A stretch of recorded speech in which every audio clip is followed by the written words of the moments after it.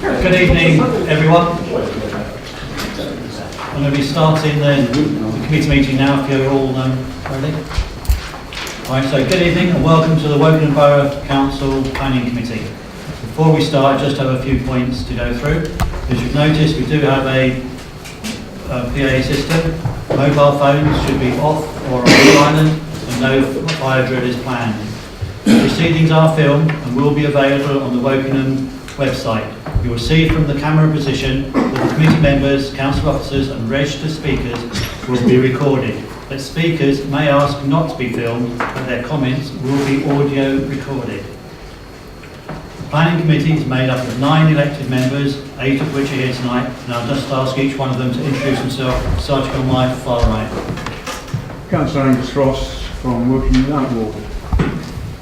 Councillor Wayne Smith for Hurst. Councillor Michelle Shepherd-Legay for Winnish. Councillor Malcolm Richards from Norwich Ward in Wokingham Town.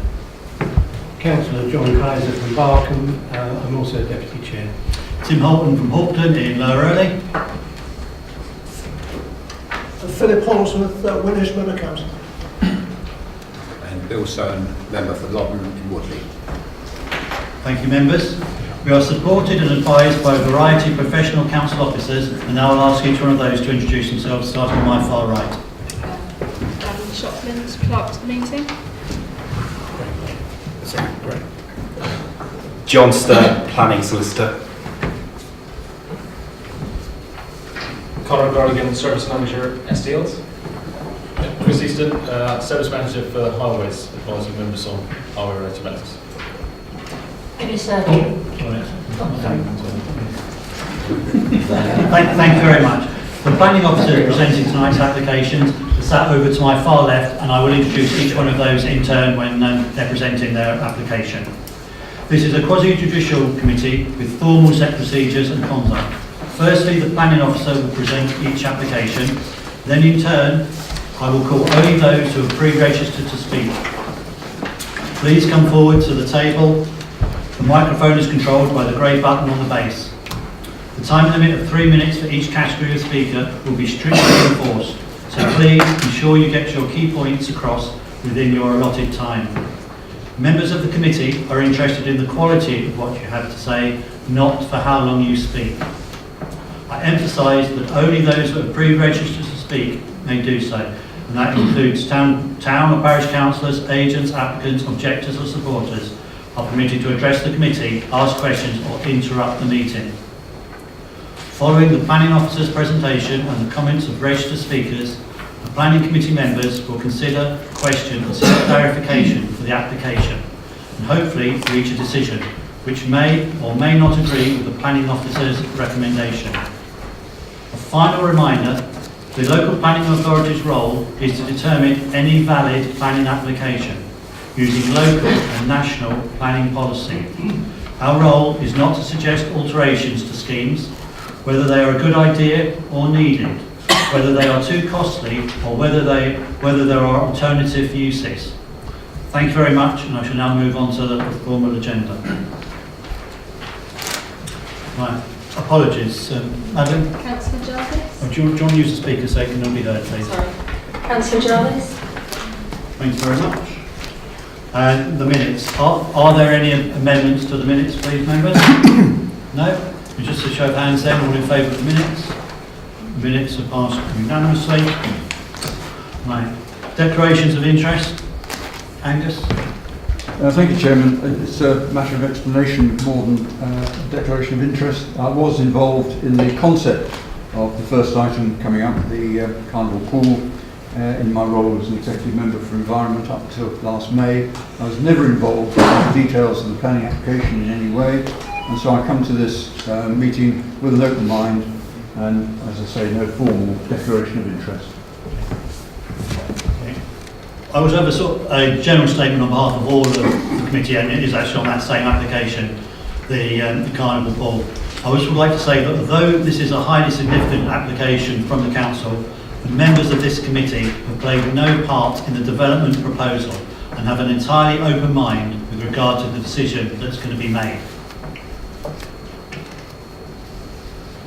Right. Oops. Then move on to item 53, which is applications to be deferred or withdrawn. And I'm thinking there are none. Okay. So we move on then to the first application, which is agenda item 54 on page 11.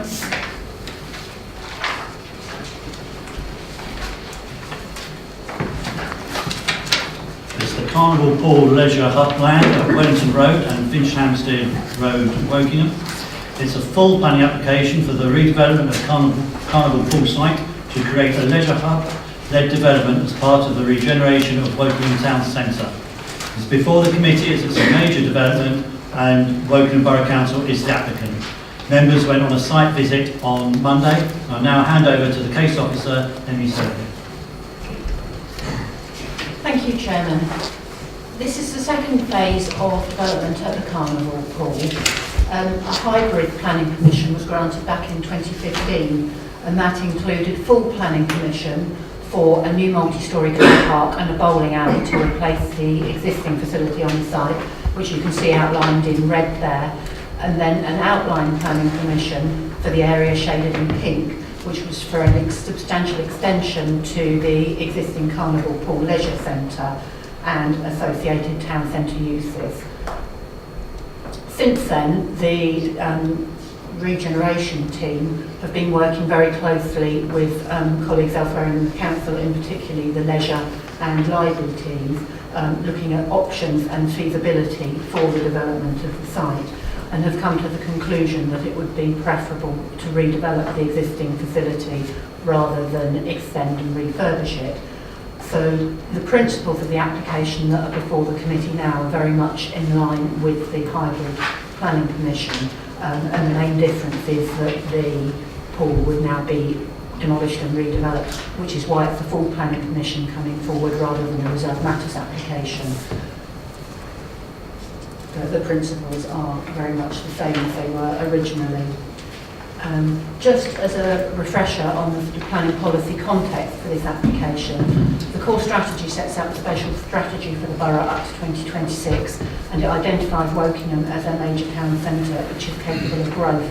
And even more than that, it identifies the need for the town to grow and to be rejuvenated to some extent in order to continue to compete with surrounding towns to meet the needs of existing residents and new residents as the town grows, in particular through the planned developments at North and South Wokingham.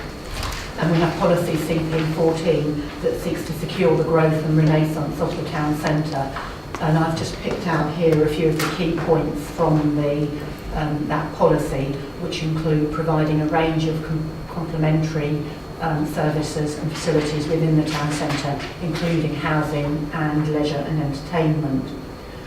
This policy is amplified by a supplementary planning document which establishes a strategy for land use in the town centre, and it identifies a number of opportunity sites. There is the site at Peach Place, which is being brought forward at the moment, which is identified for primarily retail type uses. Then Elmsfield, which has a slightly different function, will remain as the main park in the town centre, but also leisure and retail uses focused around there. And then the Carnival site is identified very much as a leisure hub for the town centre. And then this sort of strategy is consolidated by managing development delivery policy SAL08, which specifically allocates the site for a leisure hub with the uses for community use, leisure uses, and some complementary sort of town centre uses like restaurants and that sort of thing, and residential indeed as well. So the mix of uses that is proposed is very much in line with the policy expectation. Turning now to the more specific proposals, this gives a broad idea of what's proposed across the site. You see the multi-storey car park, which is now operational on the left of the screen, the approved development at Elmsfield with the hotel and food store on the right, and the existing residential development at Outfield Crescent in the background. The proposed leisure centre is the green block in the centre, and then that would share an entrance and ancillary cafe with the library, which is the pink L-shaped block wrapping around the corner. And then you have a couple of complementary uses, a restaurant and a commercially let unit for either leisure or community uses, which could be integrated with the main sports centre or let separately, depending on requirements as things go forward. And I think, just to reiterate what the Chairman said, that this is a range of uses that is consistent with policy. What the application would establish would be the uses within the buildings, within their use classes, not necessarily the specific uses, although clearly the applicant has a very clear idea about that. And the internal layout of the building, the leisure team and the library team have been involved in the proposals throughout the process, so they had input at both the design stage and they've also been consulted at the application stage and are happy that the development meets their requirements for the type of facilities they're looking for and the standards that apply, such as Sport England standards.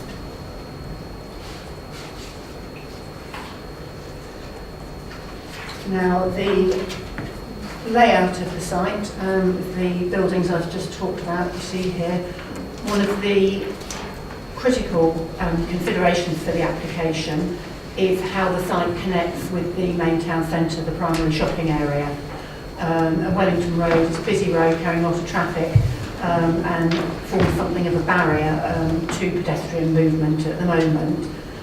One aspect of the proposal is to carry out environmental improvements along the Wellington Road corridor to make a more pleasant environment for pedestrians and cyclists and ease movement across the road into the primary shopping area. And sort of the first phase of those proposals has already been approved as part of the Elms Field consent. And this scheme includes an indication of how that might be worked up slightly further. And no condition would secure the development of that into a scheme that could be implemented. In terms of access into the site, you currently have the primary access off the Carnival roundabout into the multi-storey car park for the leisure centre and also for the offices at West Forest Gate and Burger King, and then a secondary access which shares the access off Wellington Road with the public right-of-way that runs along the north-western boundary. And the proposals would remain very similar to that. So you would have the main access serving the adjacent sites and the multi-storey car park and bowling alley coming off the roundabout. But servicing access for the new development would actually come into the site on the secondary access and then circulate around and come out by the roundabout. The reason being that that removes the need for turning for large vehicles within the site, which is a benefit in terms of making efficient use of the space and also safety, because you don't really want vehicles reversing to turn in an area where you've got a lot of pedestrian footfall.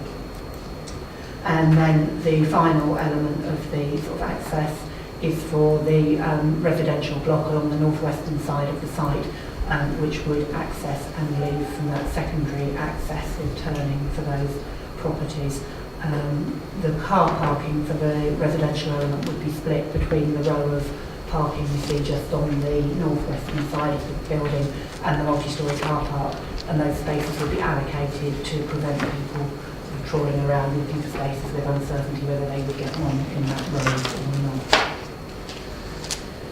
And then, importantly, I've already mentioned how important it is getting pedestrians across the Wellington Road safely.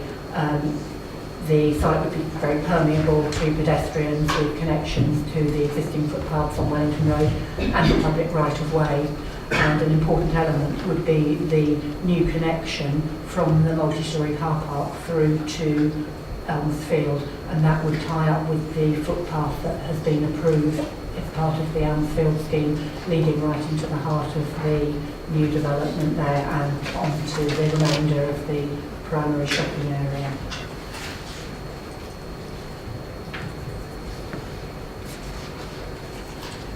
And This is a CGI which gives you a very clear impression of what the nature of that pedestrian link would be. This is looking away from the multi-storey car park.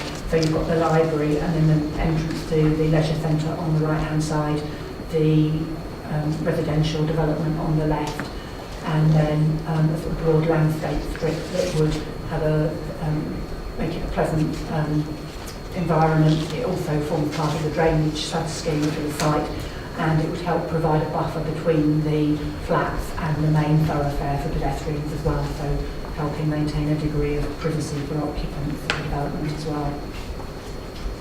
Turning now to the sort of design and appearance of the new development. The nature of the swimming pool and leisure centre is that it will be a big building. This is at the bottom here. You see an illustration of the elevation along Wellington Road and then turning along the new pedestrian thoroughfare. The proposal incorporates a lightweight translucent material that will give the building a relatively light appearance. Also good insulation properties of what will be a large expanse of surfacing, and good light in the interior of the pool, and then that's interspersed with brickwork panels that are recessed, so breaking up the mass of the elevation quite successfully, but also with the use of a red brick that kind of ties it to the Wokingham development as well. And then the main entrance on the corner with a canopy providing some shelter and making it very legible to visiting members of the public that is the entrance to a public facility. And then in the background you see the library, which has been designed as a single-storey element to give it its distinct identity, slightly separate from the remainder of the building. And just on the right, there's a couple of photographs that show the kind of material that's being talked about for that Wellington Road elevation. And here's a CGI just showing you that same sort of perspective, looking from the footpath in the park at Elmsfield. You've got the multi-storey car park in the background and the residential on the right-hand side there. And then this is the other two elevations of the building. At the bottom, the side along the access road, and then the side facing the multi-storey car park at the top. I think one of the challenges for the architects designing this scheme is the fact that the building is publicly accessible from all sides. So there's nowhere really to put your back of house bins and that sort of thing very conveniently, and you need to have active frontages on all sides because of the safety of people using the public realm around the building. And you can see on the bottom illustration here, the service access has been incorporated in that side of the building, with the fitness suite projecting above, so that elevation is still animated and the servicing is quite discreet. Which does just remind me one thing, when I was talking about the servicing access coming in, there is provision made in this location and also adjacent to the library for service vehicles visiting the site, and also for coach drop-off for the leisure centre as well. And then there is a CGI showing that, giving a good impression of what that might look like when it's developed as well. Finally then, turning to the residential part of the development, it will be a 3-storey building running along the edge of the site adjacent to the public right-of-way and the residential development at Outfield Crescent. It will provide 55 1- and 2-bedroom flats, all compliant in terms of internal space standards, and all but one having a balcony or patio providing private amenity space. And a challenge here is similar issues to the leisure centre, having active frontages on all sides of the building, which has been quite successfully achieved with flats facing both directions and very active gables facing towards the park on Elmsfield as well. And again, use of sort of local materials that are render and slate to tie it to being a Wokingham development. And now I will move on to the recommendation. First, if I can just draw your attention to the members' update. Just a few things to mention. The recommendation originally mentioned that the consultation on revised plans was still running. That's now ended, and 2 additional representations have been received since the report was finalised. One supported in principle and the other an objection that they haven't raised any new planning issues that weren't already covered in the summary of representations. There is one point to clarify, which is something from the Environmental Health Officer, that although some aspects of the building will need a premises licence, there are activities such as some of the exercise classes which wouldn't be covered by a premises licence, and that aspect is already covered by condition 26, but that point just has reinforced the need for that condition. And then Woking Town Council comments weren't actually included in full in the agenda originally, so they are attached now. Then moving on to the recommendation, the first bullet point in the agenda was about the consultation and can be deleted now if that's now finished. The recommendation also mentions securing mitigation of impacts of the development, things that would normally be secured through a 106 agreement that can't be in this case because it's the council's own application. So securing them.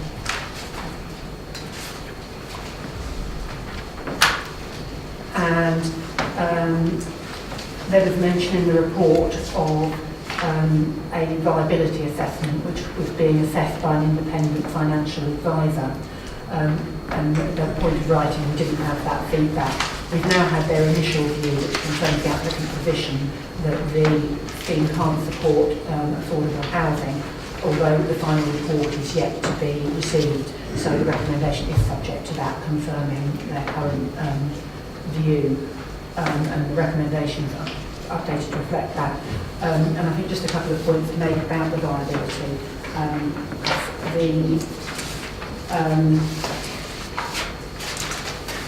The sites that the council are bringing forward in the town centre are being brought forward by the council because they're things that the market hasn't delivered, and they're being done at a lesser rate of return than a commercial developer would do, because they are identified in the core strategy of development that needs to take place to support the growth of the town centre. And I think with the leisure centre in particular, even more than the other regeneration sites, it is providing leisure facilities to mitigate the impact in part of the new development within the SDLs. So I think the fact that it is in itself infrastructure delivery supports the case that it's not necessarily going to be able to support the affordable housing and development. So the resolution is to grant planning permission subject to the commitment to secure the contributions to mitigate the impact on the Thames Basin Heath Special Protection Area, and travel planning, and confirmation from the independent financial advisor that affordable housing can't be supported, and then the conditions that are set out in the agenda. Okay, thank you very much. Well, the first registered speaker then representing Wokingham Town Council is Imogen Sheffield-Debay. If you want to come forward, and welcome. I get a chair this time, this is cool.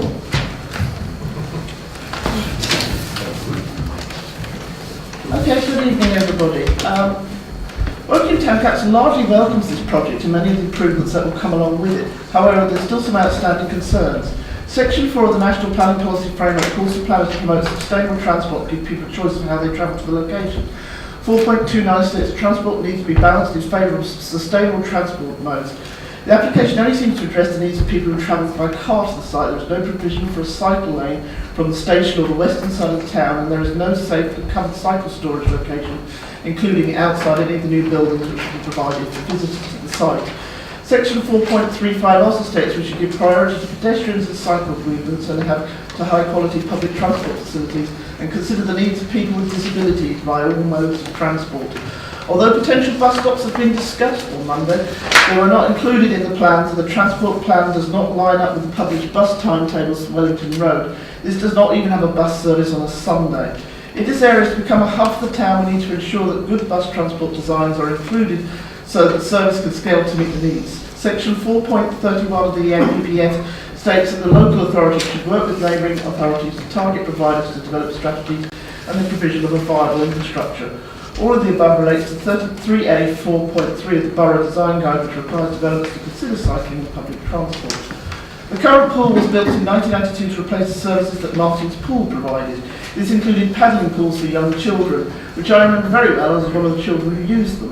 The current pool has a splash beach pool that meets this requirement. This needs to continue to be provided in the new pool, as it needs to support different levels of swimming ability at the same time. Most people coming to the pool with children will have groups of children of different ages and abilities.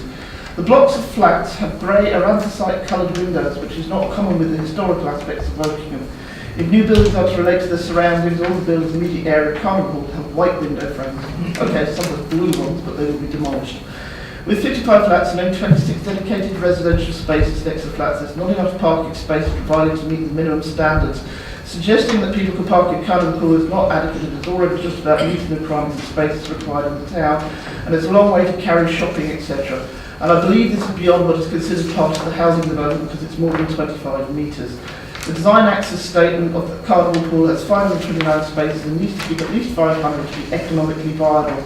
If 500 spaces need to be retained for non-residential use, this means that there is only 29 spaces for residents, and we are still below the national minimum standards for the flats.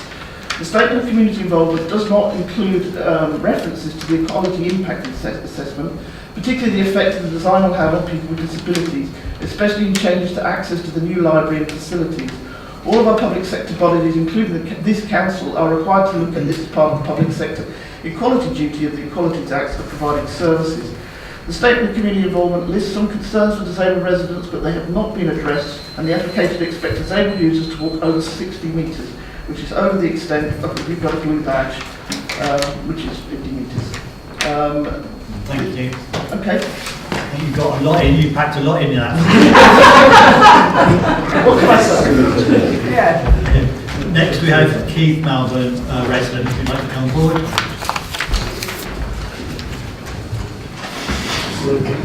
Thank you, Chairman. If I'd known what Imogen was going to say, I would have offered some of my time, but never mind. Anyway, thank you, Chairman. I'm here because I submitted 2 comments objecting to the planning application. Now, you have already referred to the fact that we should be looking, as all members should be looking to local and national planning policy. So I don't want to raise the embarrassment of the planning documents that were had so many errors in them that were with this, because I'm sure the applicant will make sure that in any future application there will not be this level of, and I have in any case referred to those in this statement here. Luckily, the planning officer has referred to the bit that I was going to say. This is a hybrid application. We're looking at something completely new, and we need to look at it in that kind of context.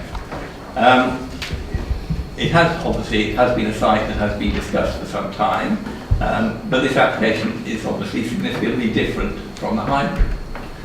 No longer a refurbishment. Thank you. Planning officer has already said all these words, so I need not say them again. But a total rebuild and a library being tacked on at the side. What I don't understand, and it's never been explained to me, is why we don't know the details of why the previous application was not proceeded with. We're mindful that in the application there is a requirement to investigate the effect of the gasworks in Carey Road, which had obviously quite a lot of implication. You have heavy metal implications. Is that the reason that, you know, this been? Is there some pollution problem? Is there something? If I was going to be making a decision on an application like this, I would want to understand very clearly why a decision was made, whether that had any repercussions for this planning application. That is obviously not for me to do tonight. The council stresses, and it's right behind you, Chairman, that this is a great place to live. However, will the residents of the proposed 55 flats see it like that? None of the flats are affordable. As we know, that's a priority of the council. And the only way that's been justified is on the basis of a confidential report. This is what I was going to say, but luckily the planning officer has told me something different, i.e. that we don't have the final version of the report from the independent financial advisor. And what, for me, I would make the assessment that says that if we are looking at affordable housing as being an important priority, we need more. We would need at least one independent financial advisor to give us a report, preferably two, and we would want to see the detailed report before making that decision. That obviously is something for members to determine. What will the living conditions be like for those flats? Is the amenities If space, you could start winding up, please. I can, provided in the preferred way? Is the development too close to Ackfield Crescent or the leisure centre? Most of the parking for flats, as the town council representative has already said, is provided in the public multi-storey car park. A multi-storey car park that's part funded by £1.5 million interest-free loan from the government. Okay. Is that the best way? Your 3 minutes is up, so thank you very much. Time is up. Thank you. Another time. Nigel, we just strict with the following people. Thank you, Chairman. Thank you. Right, next we have David Smith and Philip Murphy. Can I just ask how you're sharing your 3 minutes, please? Half each. So, would you like to know when you had 1.5 minutes I think there? that's fair. Okay. Chairman. And I will be strict. You try to look at.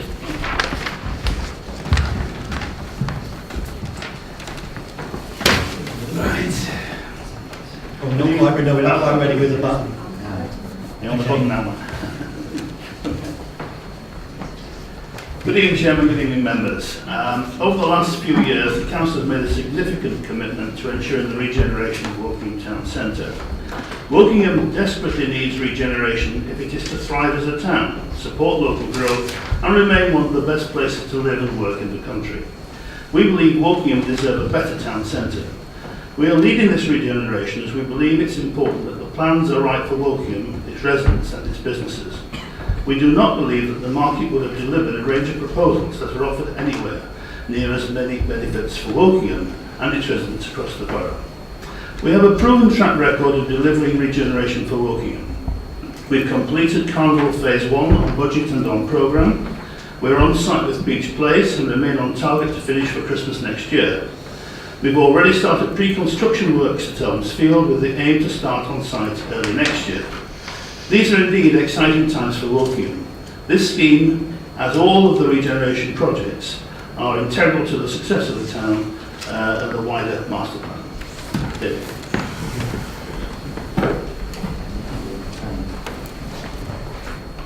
Thank you, Chair. Can I? No, we're not quite ready.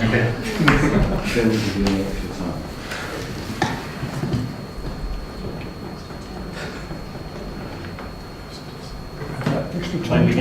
Thank you, Chair. Yes, we are very proud and excited to be presenting our scheme here this evening. This is the culmination of a lot of hard work that's gone into the scheme, including extensive stakeholder engagement, which has all helped define and refine the scheme to its current incarnation, which we're presenting here. Now, as Emily set out earlier, we have previously secured outline consent for the site, and in actuality, we've not diverted significantly from the outline scheme. The main changes are that we've now identified that demolition and rebuild are actually better value for money. Through consultation on Council's leisure strategy, we've been able to establish what we want to deliver within the new leisure centre. We've also, as part of the Council's library strategy, been asked to accommodate the library on the development. So otherwise, the quantum, scale and layout generally remains the same as was previously presented at the outline stage. So the scheme currently before you is the latest piece in the regeneration jigsaw. It provides high quality architecture and public realm, providing a real sense of civic place at this important gateway location in the town. In doing so, it will open up the site and provide a synergy between the multi-storey car park which has been completed and the new Elmsfield development. Now, we've worked closely with your officers to secure this recommendation for approval.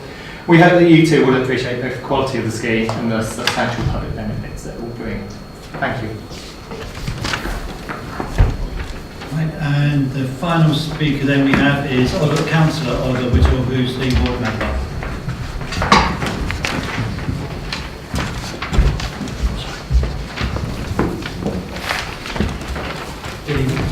Good evening. So, since becoming a ward member in the town centre, I've spent a lot of time talking to local residents about Wokingham, talking about the type of town they believe it could become and the facilities they would like to see here. What has become clear through my conversations is that Wokingham in its current state simply does not deliver what they want to see, and that whilst it is much loved by local people, it falls well below the town centre they deserve. With over 4,000 houses being delivered on the edges of the town, and even more development across the borough, unless direct action is taken, this situation will simply worsen as pressure on services increases. Through the regeneration, we have a unique opportunity to deliver a town centre which gives people the things they need in the locations that will allow them to access them. I know extensive work has been done by the council to identify the range of facilities needed across the borough through the local plan. Ideas which have been refined by ongoing consultation with residents to make sure the proposals are right for Wokingham and the people who live and work here. Significant care has gone into developing the plans for Carnival Pool, looking at how it can become not just a fantastic new sports centre, but also how it can offer more to our local community. Elements such as the specialist gym, which will allow people with longer term conditions the opportunity to access facilities in the town centre rather than travel out of the area. A new flexible library, which will be able to run a far more extensive range of events than possible in their current building. 2 large studio spaces and other spaces that can be hired out to the community, whether for a meeting or a family event. And a large forecourt sports hall that converts into a 400-seat performance venue, allowing large groups like the U3A to meet, or the Wokingham Choral Society to perform for the first time in the town centre. I believe the council should be lauded for the investment they are making in the town centre for its residents. The regeneration will be good for Wokingham, its residents, and its businesses, i.e. a great place to live. And I ask the Planning Committee to support this proposal. Thank you. Thank you very much. Thank you very much. Right, that concludes the registered speakers. Before I open it up for, can I ask, should he be asked to leave the room if he's there? Behaving like this.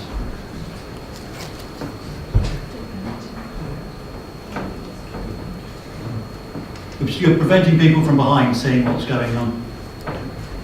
Nothing's going on, nobody's speaking. Okay, right. I was now going to, some of the very important points that were brought up by the present speakers. I just wanted to get the officer to respond.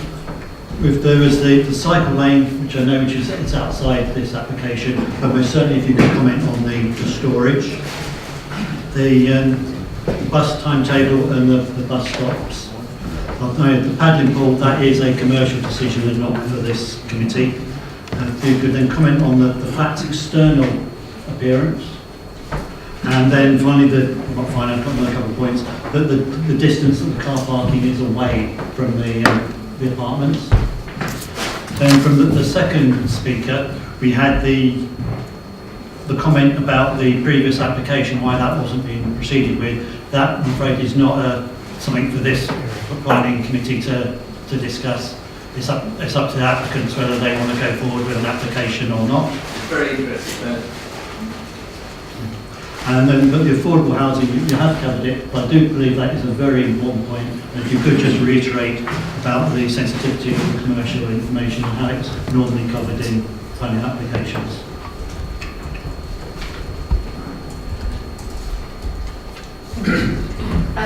The cycle lane, the question there is how you could achieve a cycle lane on land that the applicant has control of. Because Wellington Road is quite constrained. You would need a continuous cycle lane. You wouldn't want it to be stop-start. And at the moment, there wouldn't be land available to continue it along Wellington Road to the station. There may be opportunities to look at that in future as public realm or environmental improvements in the town centre and along that Wellington Road corridor come forward. But even then, I think it's likely that it may not be achievable because of the space constraints that exist along Wellington Road. In terms of cycle storage, so that's something I didn't pick up on in the presentation, but the development actually over-provides in terms of cycle storage. You've got storage within the residential building for the dwellings, which exceeds our normal requirements. You've also got visitor parking, cycle parking outside, and then parking in accordance with standards actually at the entrance to the library and leisure centre, and then also 2 other smaller clusters adjacent to the restaurant and the commercial use.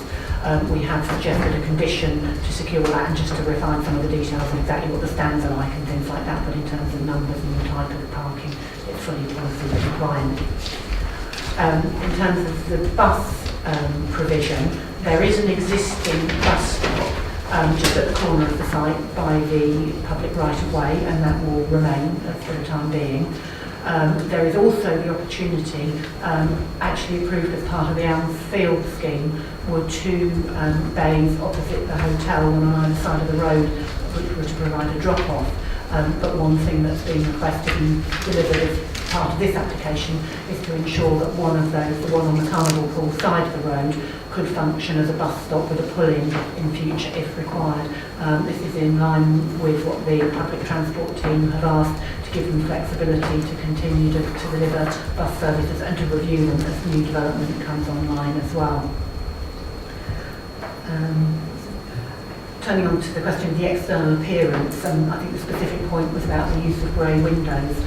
I think this is a modern development for the 21st century, and I think it does pick up on aspects of the character of Wokingham, and most of the materials used, the brickwork and the render, are things that are very typical, but you wouldn't expect a modern building to completely copy every aspect of a historic building. And I think the grey paintwork is a neutral dark colour. It's not garish or sort of particularly eye-catching, and I think there is no good objective planning reason to object to it. The next Car one. parking enough to do this, right away in the multi-storey. Yes.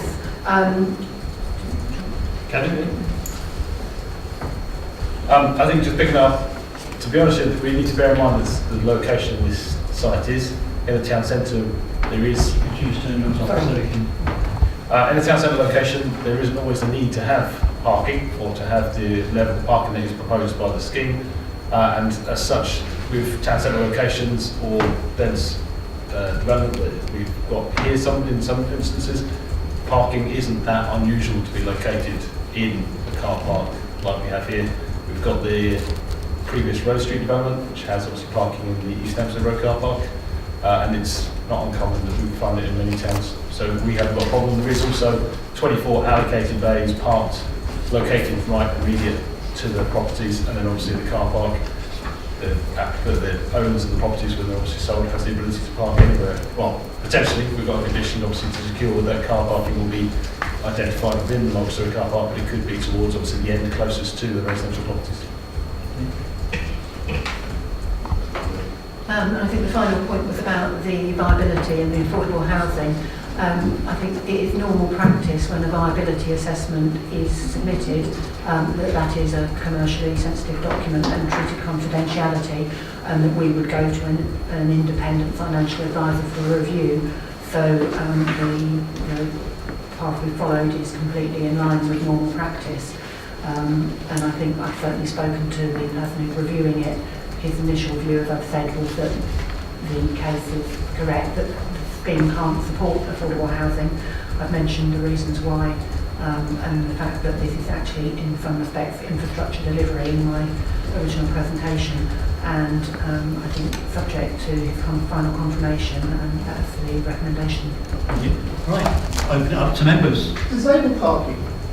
You have a copy of the Sorry? disabled parking provision. I will make sure I come up. Please don't interrupt. I'll go Rochelle first. If we received a new application for housing and it provided inadequate disability access and lack of affordable homes, and the applicant not only created the viability assessment, but actually paid themselves to have them checked, and we weren't allowed to do it, we would probably turn this application down. I do think that it does violate the Equality Act of 2010, the Code of Practices of 2011, and the Disability Discrimination Act of 1996 for the lack of distance, the distance that we have to have for from disabled parking spaces to the pool itself or to the library. I do think that Woking should be providing a good example for developers, not being the worst of the sleazy developers by saying we can't provide enough parking, we can't provide any kind of affordable homes for the less well-abled or the children of local residents. I don't think that's a good idea. I do believe that we should be providing adequate disabled parking, adequate in the local area. It should be with less than 50 meters from the pool itself, based on this is what a disabled person would have to do to get a blue permit in the first place. I also think we should have a splash pool as well. But I can't change the design of the pool. It's what I sure as heck would like to, because I think we're providing a great place to live, but it's not a great place to live if you're poor, if you're disabled, Michelle, let's keep to the planning application, or please. something like that.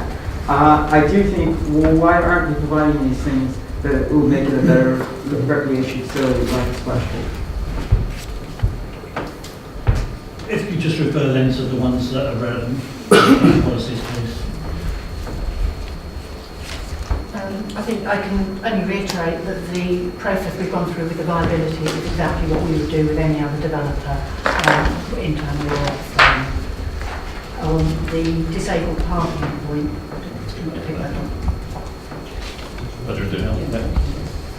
In terms of the visibility, obviously we look to the Department for Transport for guidance, and there's a transport advisory leaflet which advises, you are right, there's an element of 50 metres, but it's up to 150 metres, so you've got certain disabilities, so walking, wheelchair, right the way down to a person with a stick, and obviously that's 50 metres. But it does say that obviously as long as there are resting places, so with the landscaping, with the street furniture put in, if there are benches, then that's sufficient, and that obviously does comply with the standards. So from looking at the multi-storey car park that's been installed, there are a significant number of disabled parking spaces that have been provided, some on the ground floor, some on the upper levels, but there are lifts provided. And obviously from the front entrance, the main car park entrance in the centre of the building, through to, so from the car park entrance, granted it's not from the disabled parking space, but from the car park entrance to the front of the front door for the leisure centre, it's approximately 150 metres, just under. So subject to the landscaping and obviously the street furniture is installed, they can comply with the standards that are set out by the Department of Transport that we obviously have to refer to. Quick referral back to this. If you were disabled and can only walk 50 meters, would you be willing to sit outside in the rain or the snow, or outside right now, waiting to go to the pool and stopping every 50 meters and having to wait for a while? No, that's not a questioning. Right, members, who else would like to raise something? Malcolm, then Angus, then Bill. There's quite a good selection of functionality in this new pool and leisure complex, but I obviously have a few questions to clarify. You might be surprised, Chris, is about parking and roads made by it. Can you tell me how many parking spaces will be allocated? There are 55 flats. Will every flat have one space each? Sorry.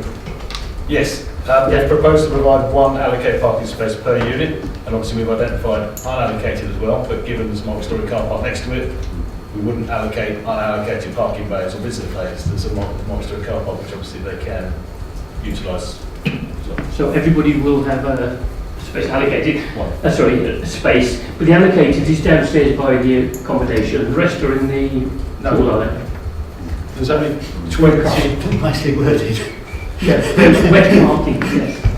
There's 24 parking bays located to the front of the flats that were shown on the drawing earlier. Right. And then there's 31 bays included, or to be included within the multi-storey car